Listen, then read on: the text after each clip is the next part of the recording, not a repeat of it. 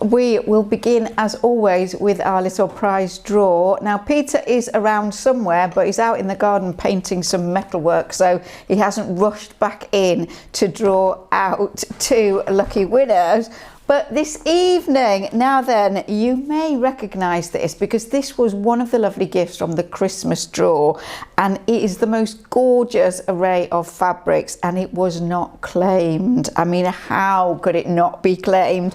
Anyway, normally for just a regular live, not a special Christmas one, if we do fat quarters, we do 4 fat quarters, but I am going to split this little bundle into 2, and 2 lucky winners will get 8 pieces of fabric, not 4, and it is really, really lovely. So somebody's loss is going to be 2 people's again, so I am going to dig deep and get 2 numbers out of here, and I will have a pink one and a blue one. Now David is way on the other side of the kitchen, so he will reach those later.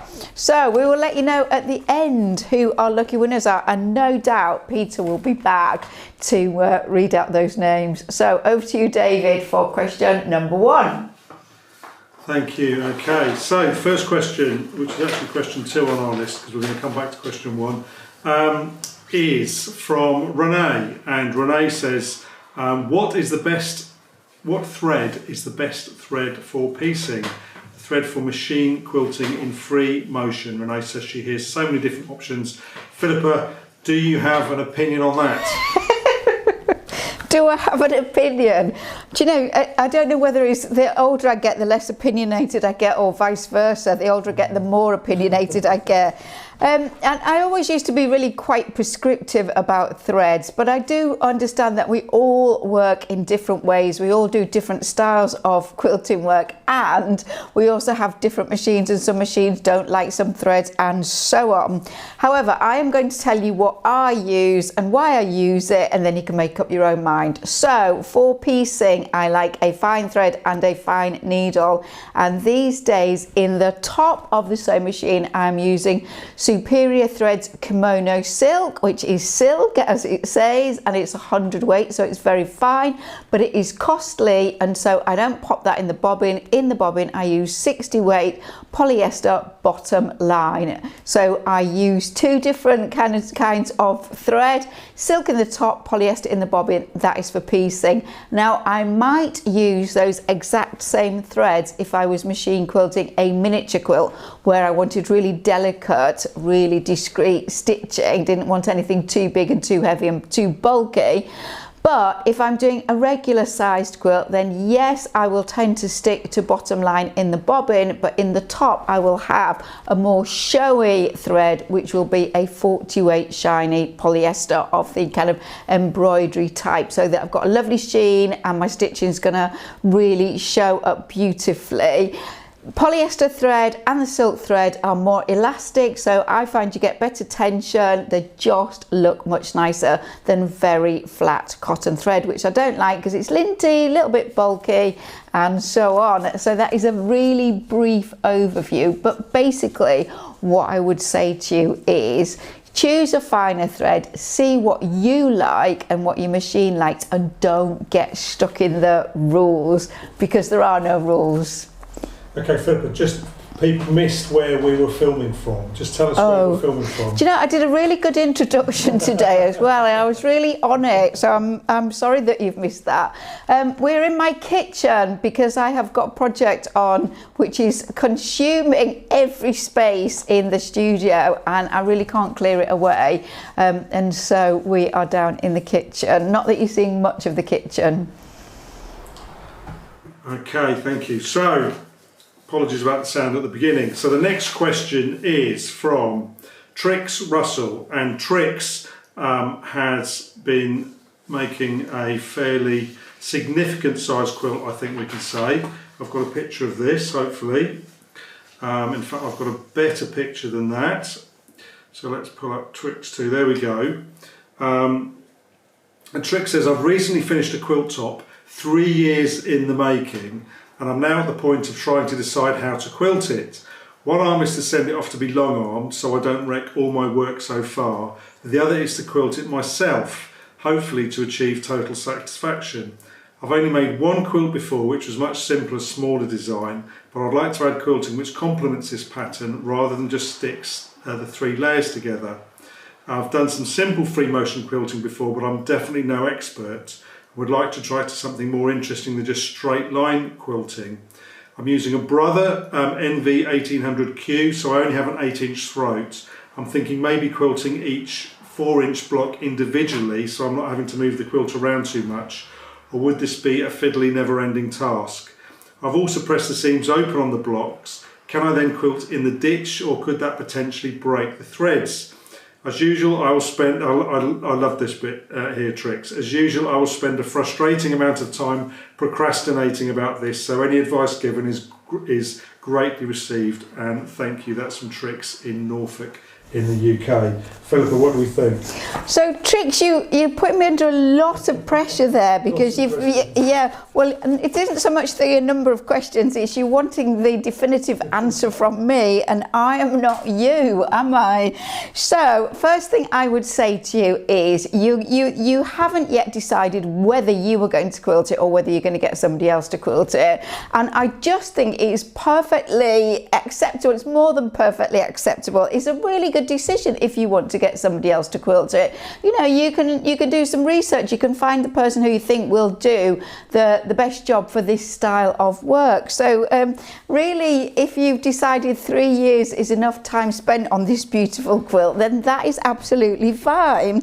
So I might, even if I'm still undecided, I might start to sort of research some of the long arm quilters that that you find online, and just have a look at the style of their work, and ask your friends, you know, and ask online, ask in our Facebook group what people think, okay, about who's good in the UK. The States is no good, okay, it is the UK. But if you want to do it yourself, then it is going to take you a long time. You know, I don't think that you are going to complete this quickly, especially because you want to take your time and care with it. You don't want to be rushing through. So, and I'm not really clear from what you said whether you want to do free motion or whether you want to do regular straight stitch type stitching, which doesn't have to be straight lines, does it? And so what I would say to you is that echo quilting or in the ditch, yes, you can do in the ditch when you press the seams open, but you are just catching kind of the threads that hold the 2 plies of fabric together. But I have done it, I've done a lot of it, but you do need to be really accurate. If you want to do free motion work where you want to do something like echo quilting, where you're trying to keep at an equal distance or do fairly straightish lines, it is quite tricky. And you were talking about doing your 4-inch blocks. Now, I'm not clear whether you're talking about doing your 4-inch blocks with regular straight stitch or free motion, but you could try, just instead of straight lines, quite a good thing to do is a tiny little elongated scallop, so that you would start in the top corner of the block, and then you would only come out by about 1/4 of an inch or so at the midpoint, and then you would go back into the corner of that piece of fabric, so that you were putting little scallops in those 4-inch blocks, and you could do those on the inside and the outside. They're much more forgiving than straight lines. But what we can see there, if David would just quickly go back to the large image, is you've got a strong central motif with your dark navies. So I might try to do something whereby you define that area. So instead of defining individual, thank you David, individual little blocks, I might kind of determine areas and define those with some stitch. But it is quite a tricky question to answer, because you know, I haven't seen the work that you've done, so I don't know how much you're going to kind of struggle getting that through your sewing machine. I do think one of the most important things is to have your sewing machine set down into the table. It makes all the difference in terms of your ability to control the work and to get the best results as it goes through, i.e. stitch lengths that are regular, not long and short, and so on. So it is a huge question, and really, without having seen your work and having you and the quilt in front of me, that's kind of my best shot with the time that we've got available today. So think about bigger motifs, larger areas, those scallop shapes rather than straight lines, and that, you know, it is absolutely a good thing to have somebody else do the quilting if you decide that's where you want to go with it. So still lots of kind of open-ended decisions there, or sorry not to be more precise, but I just can't do it. Okay, Trix, hopefully there's enough there for you to get your teeth into. I'm sure that one of those will be suitable for you. Okay, the next question is from Sue Plummer, and Sue has been to Japan, and she says, I just visited the Shibbori Museum in Kyoto. Spectacular work, also time intensive in tying all the knot. I didn't know what Shibbori was, I had to look it up. But she sent some pictures through. Just a query really to know whether Philippa has ever done any Shibbori work, and I'll put this image up. So, what a lovely trip. I mean, yeah, something that I would like to do is see all that beautiful shibbori in the museum. And also Kyoto has an incredible costume museum, I believe, as well, with lots of Western as well as kind of traditional Japanese costume in it. Now then, yes, I have done some shibbori. I did a 5-day class with a lady called Ellen Noble, E-L-I-N Noble, in the States some years ago, and it was at Quilting by the Lake, which is in upstate New York. Now, somewhere hidden in my studio, which is just trashed at the moment with this project that's going on, there are many kind of fat quarter size pieces of shibbori on just plain fabric. This is a little cotton pique that's on cheesecloth, all kinds of things in lots of different colours, and my intention was to hem all of these things for handkerchiefs for my husband, and I think that this is the only one that I actually ever got done. The intention is still there, but this was actually in his drawer, so I was able to get that one out and find it. So lots of hand stitching in all kinds of different patterns or little knots, like tie-dyeing basically, and you can create all kinds of amazingly intricate designs with it, as Sue will have seen there. So it is something that I thoroughly enjoyed doing the course, but it isn't something that I've taken to my work since. It was fun, but it just wasn't me in that sense. I'm much more about the sewing machine and getting things as precise as I can on the sewing machine. Maybe I should do machine shibbori. Maybe that's the answer. I feel a class coming on. Okay, so thank you. The next question is from Linda Stumpf, and Linda says, when I do free motion quilting, a little of my bobbin thread shows through on the top side. How do I solve that problem, Philippa? Linda, I'm so sorry, but I'm going to have to do this. So is this something that is stumping you, Linda? I'm sorry, I didn't mean to do that. I'm sure you've heard it all before, and yeah, you're sick of hearing it. Right, okay, your bobbin thread is coming up to the top when you are doing free motion work. It is a fairly common problem. Your bobbin tension is too loose. That is generally the answer, but also your top tension may be a little bit on the tight side. So you can try dealing with your top tension first because it's easier. So if it's tight, you need to loosen it, which means taking it to a lower number. But if you are not getting any success when you've tried that, you do need to increase your bottom tension, make it tighter. It's righty tighty, lefty loosey. We chat about that. Philippa's Foundations on the Garment Makers, the free page, David. I'm sure there's a machine tension there. So do have a look at that, and also just research your particular sewing machine online, because there will be videos and help with the model and the brand that you own, which we don't know what that is. So good luck with that, Linda.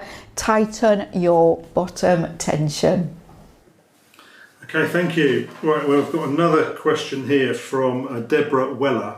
And Deborah says, I was watching one of your videos and you mentioned that some sewing machines only tolerate certain weights of thread. I honed in on that only because I was having a terrible time with a brand new Juki TL18. It was very unreliable for Deborah when she was trying to quilt. She tried everything, including cleaning, oiling, adjusting tension, trying different feet. She says she learned a lot about machine maintenance in the process. I feel very sorry for you, Deborah. She had it serviced twice, and she suspected it only liked certain thread, but decided that the machine wasn't smart enough to know that. So she gave up on it and bought a Benina, which has proved more reliable. But she says, can you just elaborate on your comments on that certain machines don't like certain thread? and she says, your videos are so detailed and informative. I love learning from you. Thank you, from Deborah. Right, Deborah, I have used Juki machines in shows, and I do actually really like Juki machines, and I did have quite a good look online at this particular model. And it's a very straightforward machine, mostly straight stitch from what I could see, and it's a semi-industrial, so it's really quite heavy duty. And I wanted to particularly see what the bobbin was like and how the bobbin went into the sewing machine, because I always like a front or side loading bobbin for free motion rather than a top loading bobbin. If it's front or side, the thread is coming off with gravity, whereas if it's flat top loading, it's kind of rotating and it's often not quite as even in its feeding off, which is more apparent in free motion work than with regular sewing. However, it was a metal bobbin, it was a metal bobbin case, and it was side loading, so the thread was coming off with gravity. So those arguments didn't really apply with that. One of the things you didn't chat about was sewing machine needles, and I don't know what the thread was that you used, and I do wonder whether the sewing machine needle was too fine, and perhaps too fine for the thread, and that you needed to change and have a bigger size needle, because in terms of everything else, I mean, gosh, you went to a lot of trouble, poor you, and you paid to have it serviced twice, which is really not what you want to do, is it? It really isn't. So I do think you really persevered with it, and again, you know, just you tried really, really hard. That's the only thing I haven't really mentioned. I don't know what the thread was, and I don't know what the needle was. It might have been, if it was a cotton thread. I mean, I do personally find that 40 weight polyester does work much better for me in terms of free motion machine quilting than cotton threads. I do tend to use a fairly fine needle, but it may be that particular sewing machine, particularly the fact that it's a semi-industrial machine, needed a heavier duty, more robust needle. So maybe something like an 80, maybe even going up to a 90, depending on what your thread was. So sorry not to be more help for you on that, Deborah. And yeah, you spent a lot of money, but you are now a Bonina girl, so it's not all bad, is it? Okay. So the next question is from Leslie Douglas McKinley, and Leslie says her niece is expecting her first baby in September, and her younger sister is going to knit the quilt top, but wondering how to quilt it. Leslie has suggested to use a fleece backing, but she would be very grateful for you to offer any suggestions. And she says, this has been an emotional weekend. My wee girl's all grown up and I will be a great aunt. So Philippa, can you help out with this conundrum?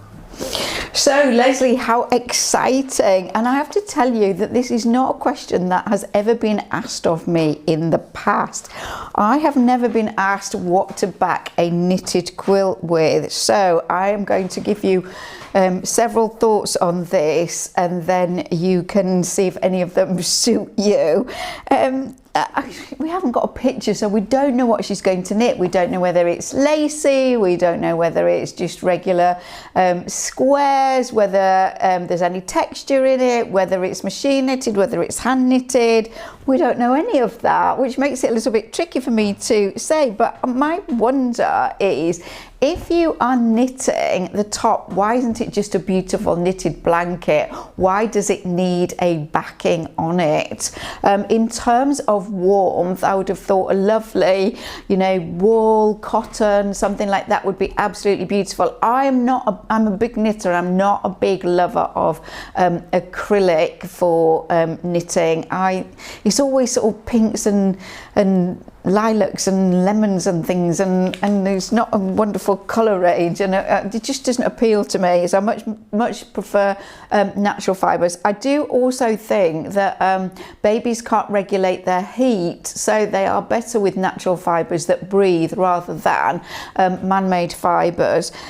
So my first question is, does it really need backing? Okay, if it does need backing, I would be reluctant to use fleece. I'm not sure how the two plies would kind of work together in that sense, really. And you know, the knit is going to be really quite stretchy, isn't it?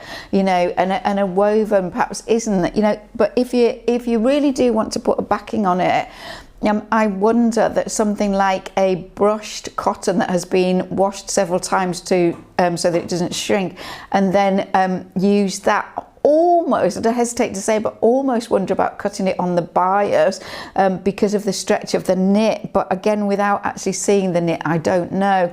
My other thought was something like if you had a wool blanket, something like an old wool blanket that was really lovely and soft and that you'd wash, that was breathable, that you could stitch it onto that.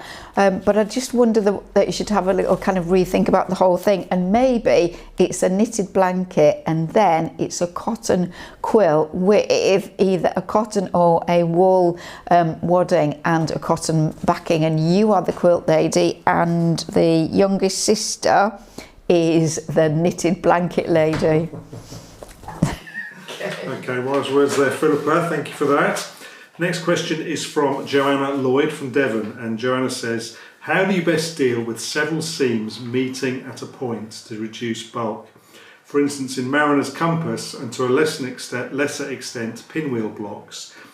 No pictures yet, but I will be piecing together a Mariner's compass. I think it will be a good exercise to do for me to improve on my precision work. What do we think, Philippa? I think you like a challenge, Joanna. So what do I do? So generally, if you can imagine a Lemoyne star, it's a star that has 8 seams all coming and meeting together in the centre. We do have a class on it. It is the feathered star with Lemoyne star centre. But what I do is I join into quarters. So I will join the first seam and I'll press the seam open. I will repeat that 4 times so that I've got my 4 sections. When the seams are pressed open, I'll have some little ears sticking out at the end, and I will get rid of those little ears that are sticking out. Before I go any further, I should say that the finer the fabric, the more tightly woven the fabric is, the easier it will be, because if you've got something thick, a quilting cotton like Kona cotton, it's just going to add bulk. It's not going to help you. Likewise, fine thread is going to be your friend. Okay, so you would have 4 quarters sewn with the seams pressed open. I would then join 2 halves together, press the seams open, press it really firmly on a firm surface. Don't use a spongy ironing board. Put steam on it. Don't be frightened of steam, not going to distort it if you press it. And then I would join the 2 halves together and again press the seam open. If you really want to see how it's done, it is in detail in our Feathered Star and Lemoyne Star Centre class. Thank you. Okay, next question. We've got lots of questions to get through tonight, so we're moving at pace, which is good. The next question is from Belinda, and Belinda has not been quilting very long. She says, I've got a baby lock. Oh, we've got an image with this one. Let me put the image up. So here's Belinda's quilt and a close-up of the work, which is good for the question. She says she's got a baby lock Presto 2 domestic machine, feed dogs down, quilting foot on, neutral grey polyester thread for top and bobbin. This is an oversized lap quilt for one of my grandsons. A picture of the unfinished quilt included, which we can see. Since I have a domestic machine, I quilt a small section, then stop and readjust both my hands and the quilt in order to continue. When I do this, the line that I'm quilting gets messed up with wobbles, uneven stitch length, and it doesn't look as smooth as I would like. So, is this that I need more practice, or am I going too slow when I restart, or too fast? If I use the same colour thread as the fabric, maybe the wobbles won't be so noticeable. If I do that, do I use the same colour for the bobbin? And yes, this quilt is one of 8 I'm making for all my grandkids for this Christmas. So you've started early, Belinda. Well done. I love all your online classes, and I've listened to many of them more than once. What a help they have been. And that's from Belinda. What do we think, Philippa? Belinda, you've got about 6 weeks for each quilt, so you've really got to get your finger out, haven't you? How nice of you. Now, I'm interested to know how old the grandchildren are, and also the split of boys and girls, because the first thing I'm going to say is those grandchildren probably aren't going to notice any wobbles in the quilts, okay? The piecing looks amazing, and if we could just very quickly look at the image of the quilt top again, you can see the machine machine quilting in the central section there of that particular quilt, and it looks really beautiful. You know, you can see the lines radiating out. It does exactly what you want it to do, and it doesn't look wobbly. So my first thing is perhaps they're not going to notice. Now, I don't know whether you're doing 8 quilts all the same or whether they are 8 different quilts, but certainly by the time you got to the 8th one, you'd have got your practice in. Well, I'm going to say several things to you. That having your sewing machine set down into the table makes the biggest difference, and if you can't manage that, you need a really big supporting slide on tray table, because if you've only got a small area, the work isn't supported, and it does make it much harder to get nice, smooth, continuous lines. And if you've got needle down function on your sewing machine, make sure that that is engaged. Make sure it's engaged pretty much all the time. There's rarely an occasion when you shouldn't really have that feature on, and if the needle is down in the work, you are much less likely to kind of get that little jump as you go. Now, what I'm really seeing there is a feeding issue. Okay, so you've got areas where you've got quite nice, regular, fairly longish stitches, and then you've got smaller stitches, and that is your kind of ability to get the work through the sewing machine. So I really think your setup is important. Try something like a Supreme slider, which is that slightly tacky, very slidey mat that you put on the base of your sewing machine that helps the work to glide through the sewing machine when you're doing your free motion work. They are expensive, but in my opinion, they make a really big difference. So what do I think? Check your setup, look at our free motion class again for all the tips that I give you about setup and various things about how you really hold the work and manipulate it and so on. Look really carefully at everything that I'm really showing you and identify where it is that you're doing something different. That's not to say that you're going to do everything the same as me, but there may be real pointers there. Okay, really analyze your setup, make sure that you've got that needle down function engaged and so on, and just ask yourself the question, you know, are they going to notice? Now, I am just going to say one more thing, which is something like the radiating star design that you've got in the center of that quilt.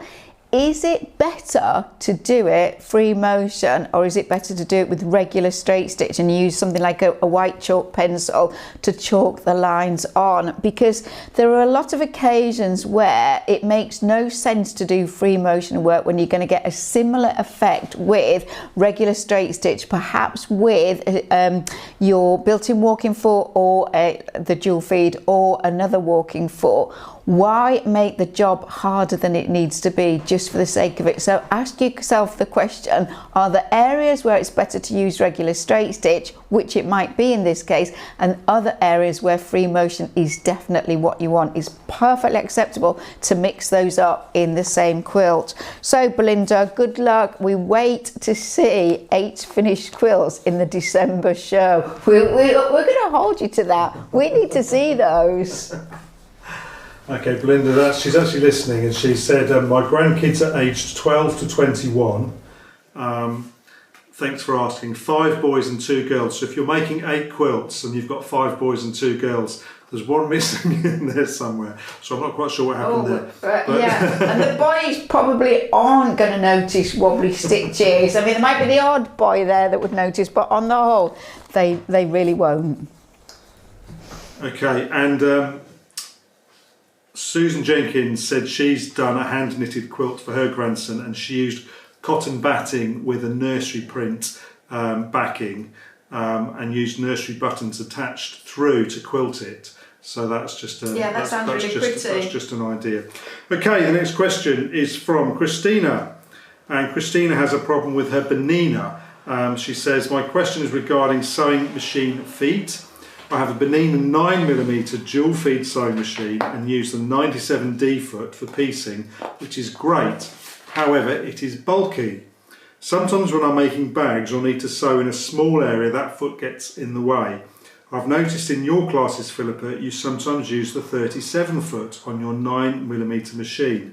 I'm thinking of getting one. Would I also need a 5mm stitch plate if she got a 37 foot, or can I use the 9mm stitch plate?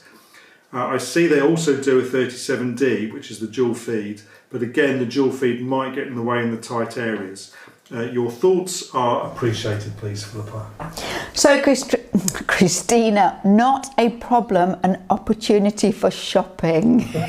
Okay, so what I would say to you is that yes, I have a 37, I have a 37D, I have a 97, I have a 97D, and I do use all of them for different things. And you know, why would I choose the 37 over the 97? Because the 37 has an equal 1/4 inch on either side, whereas the 97, it's only 1/4 inch on the right hand side and not on the left hand side. And sometimes if you're doing something like the half square triangles in the way that I do them in precision piecing, it's much easier if you've got an even 1/4 inch on both sides. That's not the issue that you've had. You simply want less bulk.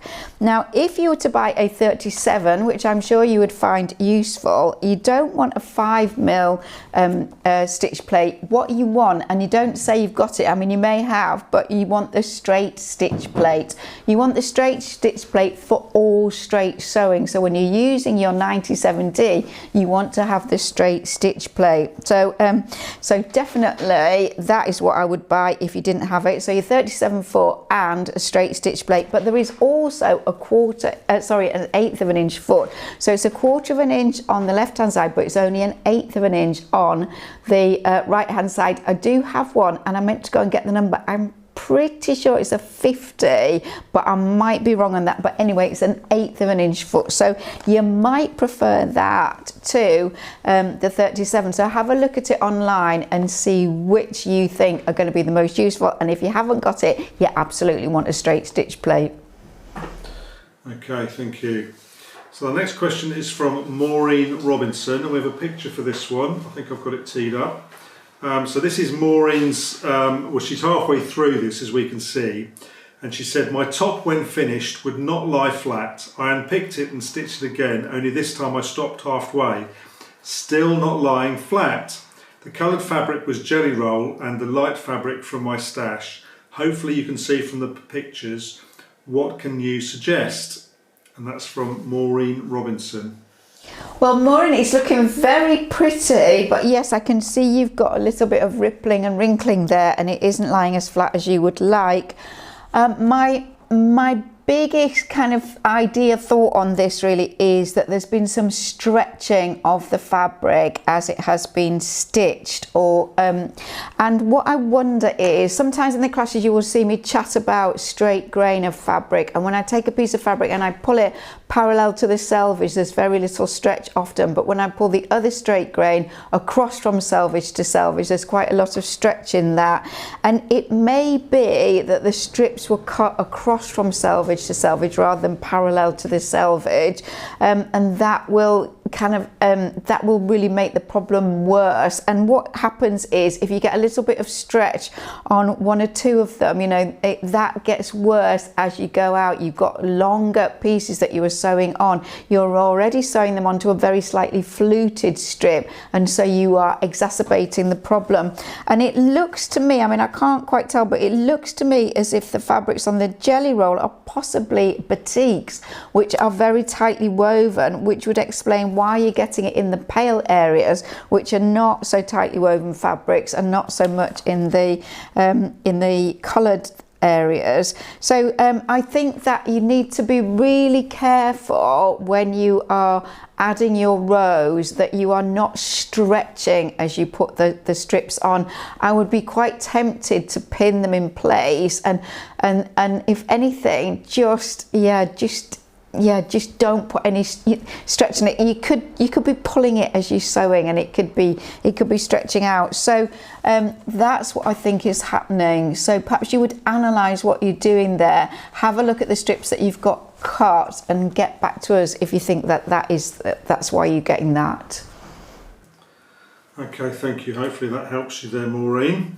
Next question is from Amanda Chatwin, and Amanda has said, I have several large quilts that I've made which I use to cover furniture, and I would like to freshen them up. Do you ever wash your quilts, and if so, how?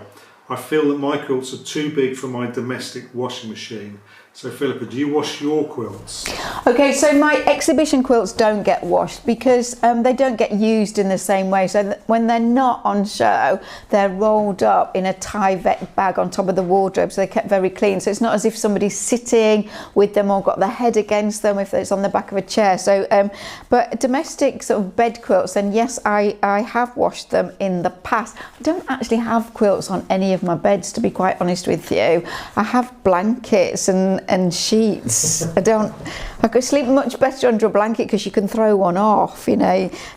So yeah, how can I not have quilts on my bed? But I don't. I think you need a very large washing machine. If you're in the States, you might have that, but if you're in the UK, you might not. I mean, it might be worth doing two things. I mean, I would just push a quilt into your washing machine to see how much kind of movement there is in there and how much you really have to stuff it in. And if there's absolutely no movement whatsoever, there's no space, then that's not going to work, is it? I mean, you could try a very gentle cycle on in a laundromat, or, you know, when they've got those much bigger machines. But you could also talk to a dry cleaner and just see what they have to say there. So that is, check out your own washing machine, see what there is at a laundromat, or, you know, where you can take your own but they've got much bigger machines, and have a chat to a dry cleaner, which probably be really quite expensive, so it depends sort of on the value of the quilt and how dirty that you think it is. I mean, if it's just particular areas, I might just spot clean it, you know, and sponge it, that kind of thing. But yeah, I think you need to do more research on it. But hopefully, if it's well made and you pre-washed your fabrics and you perhaps pre-soaked any cotton wadding or something like that, it's going to be safe to wash it. So, and if it's not safe to wash it, well, is it a dirty quilt that, you know, doesn't look nice, or is it a clean quilt that's perhaps just a little bit more wrinkly than it was? I don't know. You have to just really decide that one yourself. Okay, so hopefully that helps you, Amanda. Right, the next question is from Pippa Williamson in Nottingham, and Pippa says she's doing a quilt loosely based on your bird by bird design, and we have a picture of that here, and I called it the cat by cat design when I saw it, recognised it straight away. So this is a quilt based on Philippa's bird by bird design, but Pippa has very cleverly replace the birds with cats, and she says she's having a problem because she's moved an applique piece on my quilt and I can't get the glue residue off, and we can see that on that left hand image there, that there's a glue residue. Have you got any ideas? And Pippa is also hoping that she might meet you one day so that you can sign her book for her. I guess that's the book, the bird by bird book. Philippa, how would you get rid of glue residue? So Pippa, I think your quilt is absolutely delightful, and it's not cat by cat, it's the cat's whiskers, isn't it? It is just, you've done such a nice job with it, and you've got different cats, you've got little cat faces in the border, and then you've got very elongated cat, like those kind of 1950s, 60s porcelain Siamese cat figures that people had that were so popular. That looks amazing at the quarter points, and then you've got some little blue cats, and it's the little blue cat that's caused you the problem, isn't it? You need some mice in there. You need one or two little mice in there. Yeah. Anyway, what I would do is I would have a really good research online to see if there is a solvent that will take that off, and I would test it very carefully. And if you did use a solvent to take that off, you would need to rinse really carefully to make sure that any of that solvent was removed. But I don't think I would actually do that. I would make this into a virtue. So what I would do is I would use that as part of the quilting design. So it's a little offset, quilted, cat shape, almost like a shadow, and I would put the same design on all of the same places where that little blue cat is. You've got the space to do that. It would work absolutely perfectly. Now you could do it in a pale blue fabric, thread, or you could do it in the background colour, which is a whitish colour, so it could be really discreet. But I would make that part of your motif, and I would take that theme. So I would take your cats and I would use cats as part of the quilting and pop them in other places. So that wasn't a mistake, it didn't go wrong, it was just a way of getting the quilting story started. So that's exactly what I would do with it. Never want to miss an opportunity to turn one thing into something else, Philippa. Well done. Okay, so the next question is from Kathy Kelly, and Kathy says, following on from my query last month about framing my dimensional applique, please see the finished item. And Kathy's got, I think we've got 3 images here that we need to see, so let me just pull those up. So here's the first one. So oh, it's gone the wrong way round. Okay, well, it doesn't matter. You can see roughly what's going on there. Hopefully the other 2 are going to come up. So that's the picture that has been framed, and then that is the back. So your advice on framing was very helpful. We ended up adhering it to the board. I did the stitching as you recommended, and then the back was covered with the paper to cover the work, which I think we can see there, can't we? I've attached pictures to show how the back looked before it was finished, and then the last one is with the paper. There we go, so that's with the paper covering the work. I dedicated this to my late mother, as the basket was made from a portion of a tablecloth that she had embroidered. My background fabric for the project was an old tablecloth purchased in our charity shop, as was the frame. This was a slow project, and I visited the videos several times. Thank goodness for those. It taught me so many new techniques, and I'm pleased with the result. We're having a small exhibition on our little island here in Shetland, and my project will take part. How wonderful. So, and that was the class is the dimensional applique class, isn't it? That's the flower basket class. So well done. Thank you for showing us that, Kathy. I'm just going to go back to Philippa to comment on it. Yeah, Kathy, it's really beautiful, and you know that is an extensive project, a lot of hand stitching as well as your free motion work. Sorry, it's the wrong way round. Yeah. You have done the most amazing job with it. Thank you, David. And how fantastic that you used the embroidered tablecloth from your mum. You found one in a charity shop. The frame came from a charity shop. I love all of those things when they come together to create something so beautiful. You know, it isn't just about the work. It's all the elements that you brought together, all the expertise, and the frame's just perfect, isn't it? The right size and everything, just absolutely meant to be. So good luck in the show. I wonder when the show is going to be, Kathy. I have been to Shetland and did teach the Shetland needleworkers group a few years ago. Shetland's just the most beautiful place, you know. Yeah, I always fantasize about going to live on the Shetland Islands. Yeah, maybe one day, who knows.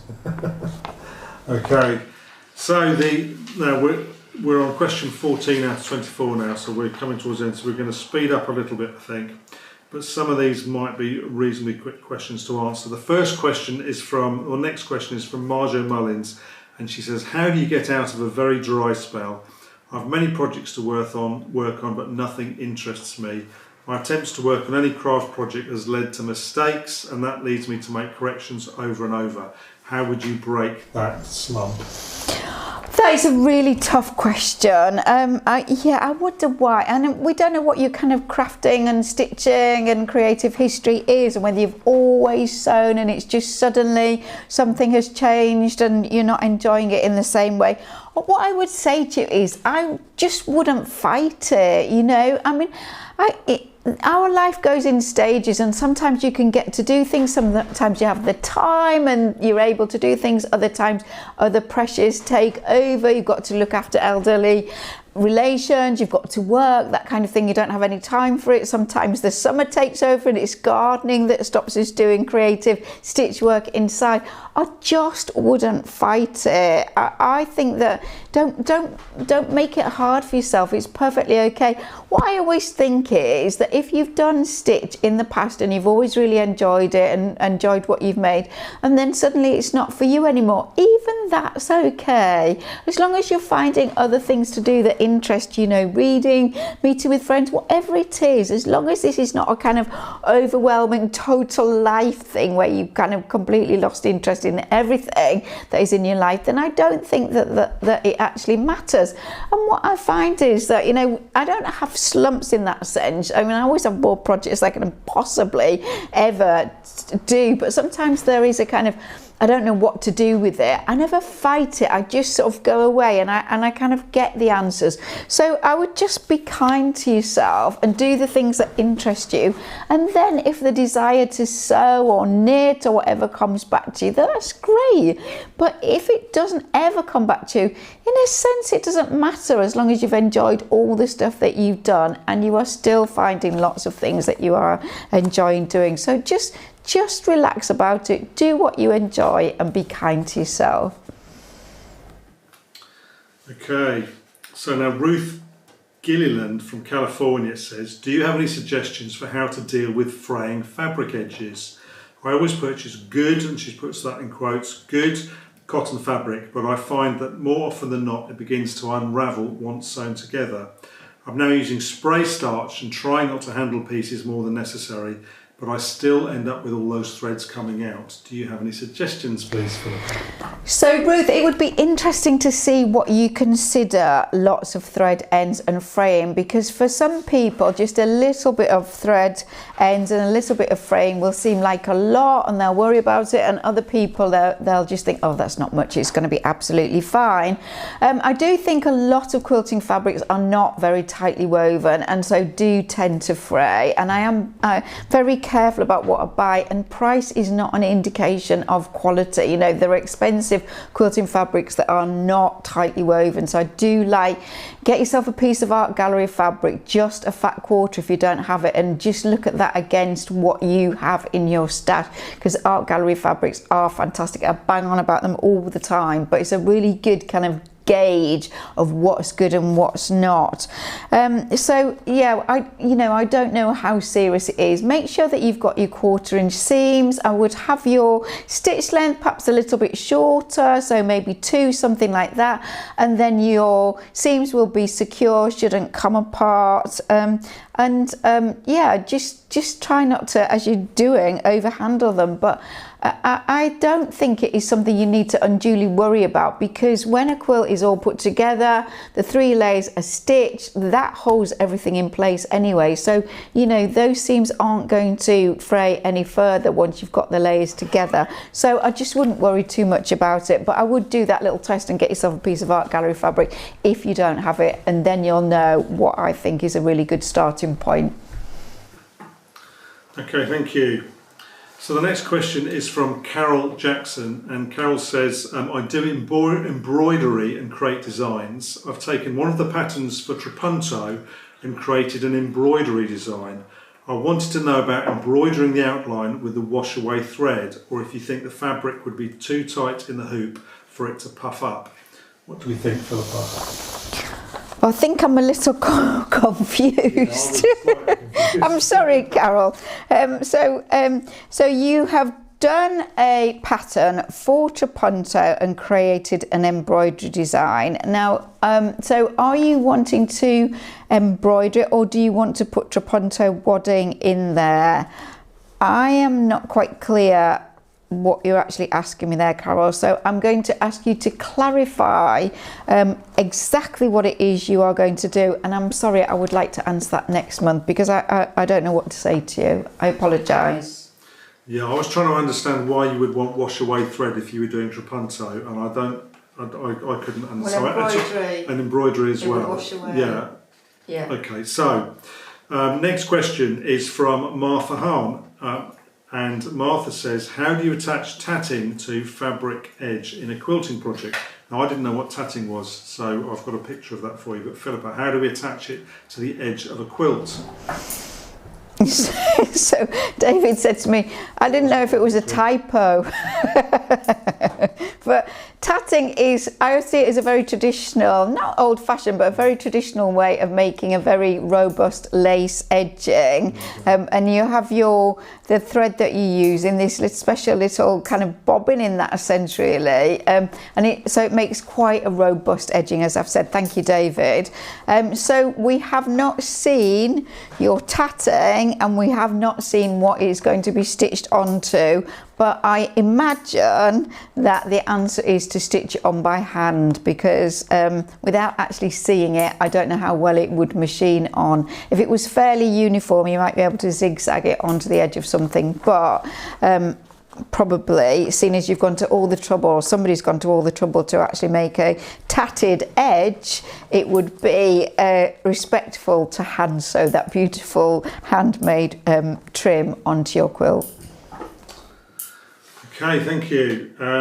Next question from Laurie Abbott Herrick, and Laurie says, thank you for your videos, they are very informative. My question is, once a quilt is heavily quilted and bound, can anything be done to make it hang straight?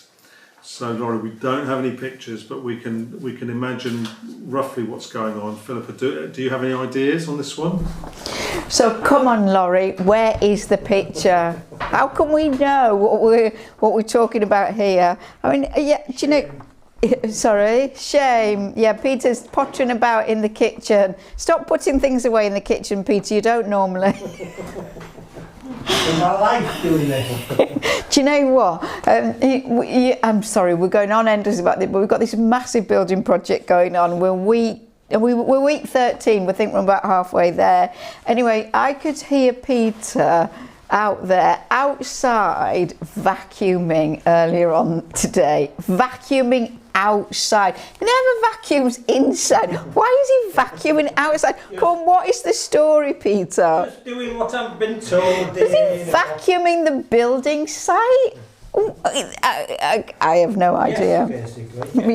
Yes. So if only he was so precise and careful about the inside of the house. Anyway. Today, dear. Yes, only because I asked you. Let's not go into that, because there could be things said there. Anyway, back to Laurie, who is waiting patiently. Okay, Laurie, several things. I don't know what the quilt is, and I don't know what your wadding is, or your batting, depending where you're from. I make exhibition quilts for hanging. I use a robust 100% cotton wadding most often. If you've got a very soft polyester or wool wadding or something like that, regardless of what you do with it, it is not going to hang, because those waddings are designed to drape over a bed. Okay, so I think possibly the wadding or the batting is the issue. I block my quilts out on a carpeted floor. I put a big sheet on the floor, I spritz the quilt, and I stretch it and pin it down into the carpeted floor, and I leave it to dry. I then pipe and bind it. I then repeat that blocking out process. I don't know whether you did that, but it's really important that you have good straight edges, nice square corners, and that you don't stretch any piping or binding as you apply it, because it will cause a wavy edge. You also need to have your quilting going beyond the finished edge of the quilt. So if you stop your quilting, say ½ an inch in from where the binding is going to go on, you've got a total different handle going on with those plies. This quilting needs to go out. I always quilt beyond, and I end up chopping a bit of the quilting off the outer edge, and then it's going to help it be more uniform across the piece. So several things that may be coming into play there, but those are my best answers. And we would like to see your quilt. You don't have to show us it hanging. You can drape it over a bed. We don't mind. So Laurie, she's just put in the comments that she did send us a picture, so I will see. Oh, David, your fault. I will see if I can find that on the bottom of the email. All apologies to you, Laurie. It's at our end, so thank you for sending a picture. If I can find it, I will fish it out and we'll have another quick look. Okay, Cindy Barron says, I just came back from the quilt show in Paducah and wanted Philippa to know that Flower Power, Limelight and Pop Stars which are all some of Philippa's exhibition quilts. And they are the ones that are in the National Quilt Museum, and they were all on exhibit when she was there. And she said it was fun to see them up close. I've had quilts in the show over the years, but never a ribbon. And then Cindy wants to know, what's the magic formula to get them to the next level? Well, do you know what, Cindy, that is quite amazing, because I have been to the museum several times and never have I seen more than 2 of the quilts up there at once. So to have all 3 on display at once is a great honour, especially during the show, because that is when they have the maximum number of visitors coming to the museum to see the quilts. And so the exposure is amazing, but also they have limited space, and so to give up precious space for 3 of my quilts is really, yeah, that is really, really lovely. I mean, I don't suppose I personally will ever see that. I don't think that will happen. So how do you win prizes at Paducah? I think that an award-winning quilt has to be outstanding on every level. So it has to have absolutely fantastic impact. It's got to be a beautiful, well-balanced design, really nice composition. It has got to be impeccable in its make. So whatever the technique is, it has got to be of the highest standard.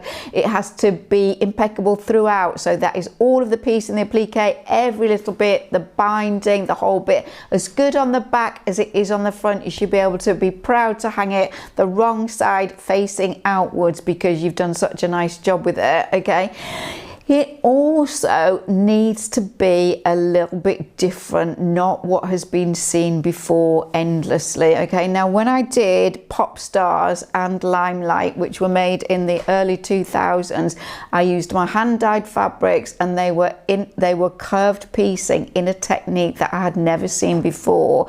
And I had taught myself to free motion machine quilt. I lived in Saudi Arabia. I had no kind of outside influences. So it was very much me just kind of doing what I thought without being kind of sucked into what other people did. And they were very different from what was being done by the majority of people at that time. And I have continued to try to come up with new, different approaches to traditional work to make it noticeable, so that it will be seen as something different. And that is true of what was the other one that was there, Flower Power, which was the first whole cloth quilt that I did with Trapunto on a very large scale by machine, using coloured thread as if it was applique. And again, that was something that was different. So it is about coming up with something different. That is the ultimate thing that is going to get those quilts noticed. I always remember, sorry David, I know we're short of time, but I always remember Libby Lehman, who a lot of you will remember. She was one of the judges of Limelight, which won Best of Show, and it was as a direct result of her the following year that I was invited to go and teach at Paducah, and that's when I really started teaching in the States a lot. But she said about that quilt, it was almost as perfect as a quilt could be, which was, do you remember that, Peter? It was a kind of outstanding comment. So it was that attention to detail on every level. I'm hoping I'll make another one day. Okay. Okay, a couple of comments on that. One is, if you want to see Philippa's quilts, they are on her website, her personal website, which is philippanaylor.com. And if you look on the gallery, it might tell you that it's not secure, but you ignore that and you click through anyway. And you will be able to see all of Philippa's quilts in the gallery there. Now we have, Laurie, you were done an injustice. So here is Laurie's, oh no, I've got the wrong one, I've done it again. It's another, You've been tatting, Laurie. It's another injustice, Laurie. That is not your quilt. Let me switch that to the right one. That is Peter's arm. Okay. There we are. So that is, wow. That is Laurie. So it was worth waiting for, Laurie. Wow. That is so. That looks amazing. Do you want to make any comments on that, Philippa? Well, it looks absolutely beautifully made on every level, and does not look like it is wavy at all. It looks absolutely incredible. It's amazing. Just so very quickly, if we can just come back to that. So yeah, those points that I made still stand, but it looks beautifully made. That is a very, very accomplished quilt. That is not a novice quilt that I'm judging in a show that I'm struggling to find something nice to say about it, because occasionally that does happen.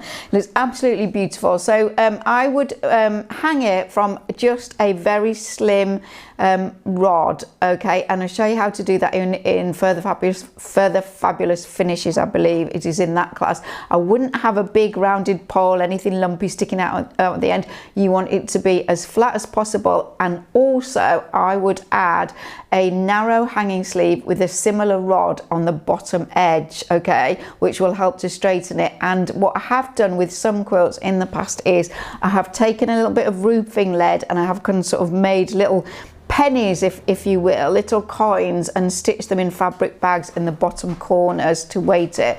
But it may be that a bottom rod in a sleeve is enough, but you can think about weighting that. You could also think about using the chain that goes in the bottom of very heavy curtains. It's like a little bobbly chain that's in a sort of a mesh sleeve. So that's what I think you might do with that. But well done, and thank you.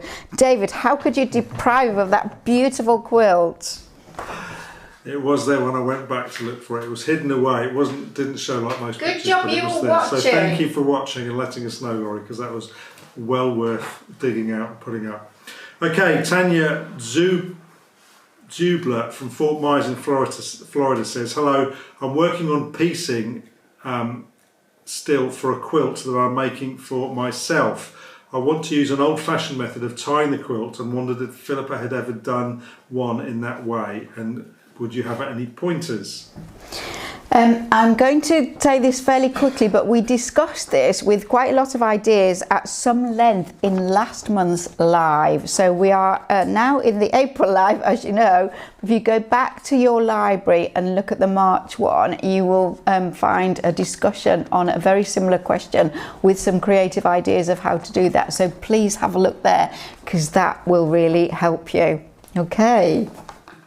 Okay, so the next question is from Carol Taylor-White, and Carol says, I'm preparing to make the quilt from Philippa's book, Applique Mastery. I have everything I need. My question to Philippa is, what is the best medium to trace or transfer the pattern guide provided in the book for placement of applique pieces onto the white background fabric? Thank you for being such a fabulous team, she says. And also, that's a really good time to have that question in, because people can kind of visualise that quilt because of the cat's whiskers quilt that we looked at earlier, which is based on that. So what you get in with the book, and it is out of print, so sorry, but if you already have the book, there is a printed pattern which is a quarter of the actual full-size quilt, and it is symmetrical. You just repeat that 4 times. I suggest in the book that for some of the markings that you do, so the centre, horizontally and vertical, and then on the diagonal, that you use a tacking thread and you hand base that to get those divisions in place. Now you don't necessarily need to actually draw anything onto your quilt backing fabric if you don't want to. You can just measure everything and get it in place by measurements. If you don't want to mark your fabric and get a little pussycat in the wrong place or something, you can just do it by measuring your pattern. But I tend, when I want to mark, is use an HB mechanical pencil, so a very fine line, just enough to see. I try always to stitch on top of that line or make sure it's covered with a piece of applique, but just a regular HB mechanical pencil is my personal preferred tool. I find it is the most discreet, it lasts long enough, it's not going to detract from the finished piece of work. So that's my answer for you there, Carol. Thank you. Okay, 2 more questions to go, and then we will also announce the winners of the draw, and then Peter can get his tea, which will be good. So you can switch the oven on if you like to heat the oven up, Peter. The food's all ready, it just needs to go in the oven. So it smelled very good earlier on when I arrived, so I know it's going to be good whatever it is. So the next question is from Anne Rodriguez, and Anne says, would you be kind enough to advise on which paper is best for foundation paper piecing?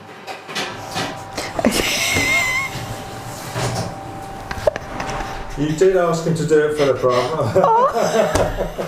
All I said was switch the oven on. I didn't say open the door and start moving the trays around. All I said was switch it on. I mean, you just can't get this stuff, can you, on every level? It needs to be lower down, otherwise it would be hot and you wouldn't get the... You're going to be feeling hot in a minute, mate. My goodness. God. Do you know what? I mean, we will get back into the studio, but it might not be next month. Can we stand it? Oh, my word.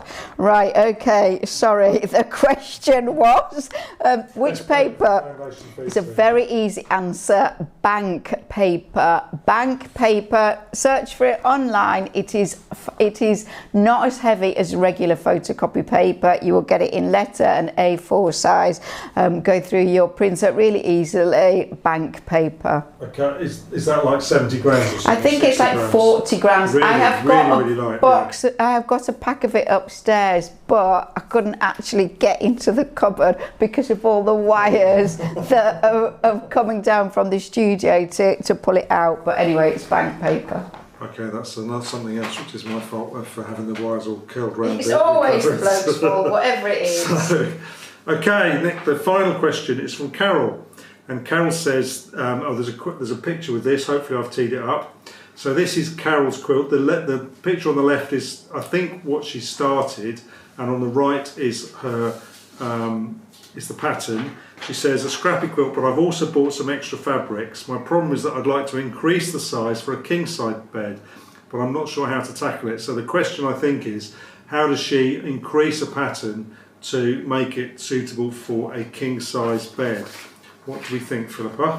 I think it's absolutely easy peasy and you won't have any problem with it whatsoever. Now, I don't know whether you've started to assemble rows or not, or whether you've just got to the point where you're making half square triangle units and you're cutting out squares, but you can keep adding to this as much as you like.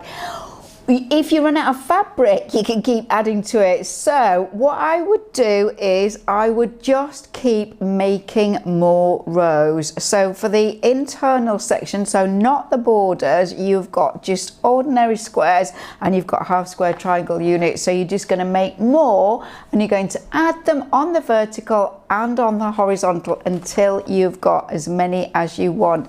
Now, I don't know what size this is, but let's say those squares and the half square triangles are 4 inches finished. You've got a sawtooth border going around the edge. Those would be 2 inches, so easy. If you've got a 4-inch square, 2 of those 2-inch half square triangle units that create the sawtooth border are easy to fit to that.